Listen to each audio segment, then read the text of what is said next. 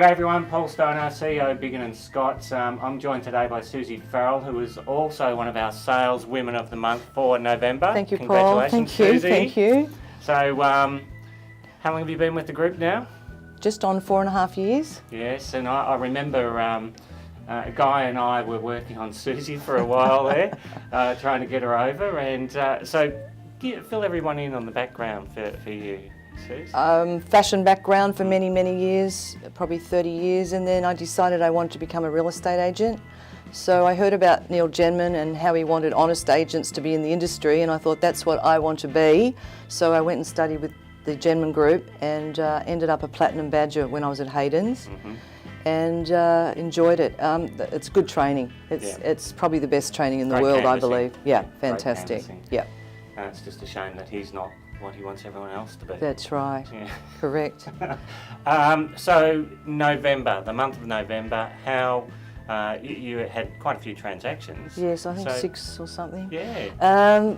Look, some of them were hard to get over, some were easy. Sometimes, because I specialise in private sale, I can sell them to the first buyer in the door and move on to the next one. Yep. Or sometimes it's a lot of negotiating, trying to get the buyers over the asking price and get the best for the vendor. That's my job. Yeah. So what is happening in the Paran market at the moment? Paran and South Yarra, Windsor, for those of you that don't know? It's moving nicely. As long as they're priced right, everything sells. Yes. As you know, it's either advertising or the price is why they don't sell or why they don't sell at auction. And that's basically what's happening in the industry there at the moment. But I do sell all over Melbourne. I don't have a patch as such. I know you do.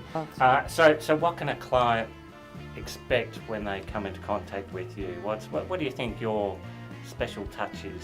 I think it's what a lot of agents don't have, and that's enthusiasm, and that's something I've never lost in the 15 years I've been in the industry. And I see a lot of agents come and go over the years, and I think you've just got to keep that lovely enthusiasm and be genuine and be honest with people. They want honesty. They don't want to hear all the stories and like all the other agents. You've got to stand out. You've got to have that point of difference. Yeah.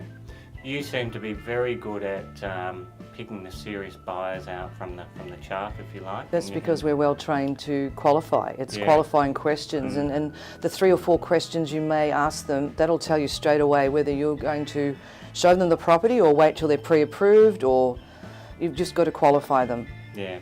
So a normal day for you would consist of what exactly? Canvassing and then your calls, or coming in early and answering all my emails, probably 160 each morning.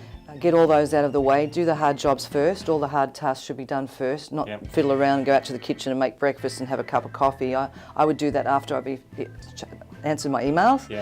Then I would probably go into the boardroom and call maybe 100 people. That might take a couple of hours. I don't leave messages on answering machines. You don't want to be an annoying agent calling someone, leaving a message. I always just hang up or just say call Suzie back on a certain number. And then I would probably letter drop every day. There wouldn't be a day I would not go out and drop at least 100, 150 letters.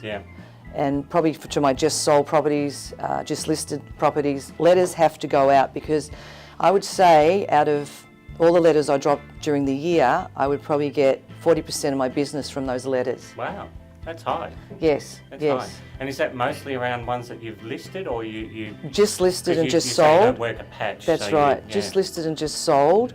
I sold recently a house in Mount Eliza. To the first open I had the asking price given to me that day, so we sold it. Well, that's unusual for Mount Eliza, because they sit stuff on the market down there for months. That's why they wanted to go with a local agent, but I convinced them to go with me. Good on you. And so what predictions, what do you think is going to happen in the first quarter of next year?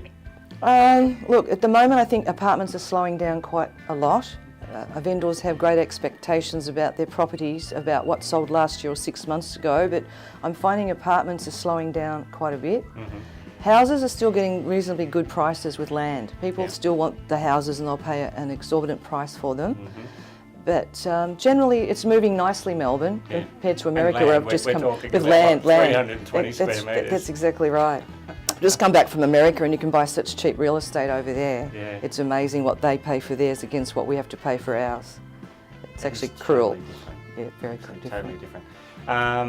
If we see interest rates change, that could have a bit of an effect. But yeah, the oversupply of apartments you're seeing through Paran. Well, there's 1,000 every week on the market, generally in Melbourne, 1,000 apartments, and you've got to be priced right to beat those other 999.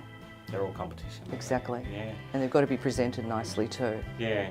So last January you were our salesperson of the month because you hung around and you sold quite a few. Well, I did. I had my holidays like I did this year in November. Yeah. I always have a good January and have done all my career because all the other agents are down at Portsea tanning themselves. Yes. And I'm here actually selling houses. And buyers come in from Sydney, Queensland, all over Australia, and they do want to be shown properties. Yeah. So I actually show them and sell them. Yeah. Well, for Tom and Guy, that'll be sunning and tanning themselves down at Portsea. They'll be smiling right now. That's good. Suze, congratulations. Thank you very much for having me, Paul. Yeah, it's fantastic. Wish everyone a happy Christmas and a good New Year and have a fabulous 2015. Yeah, same everyone. Cheers.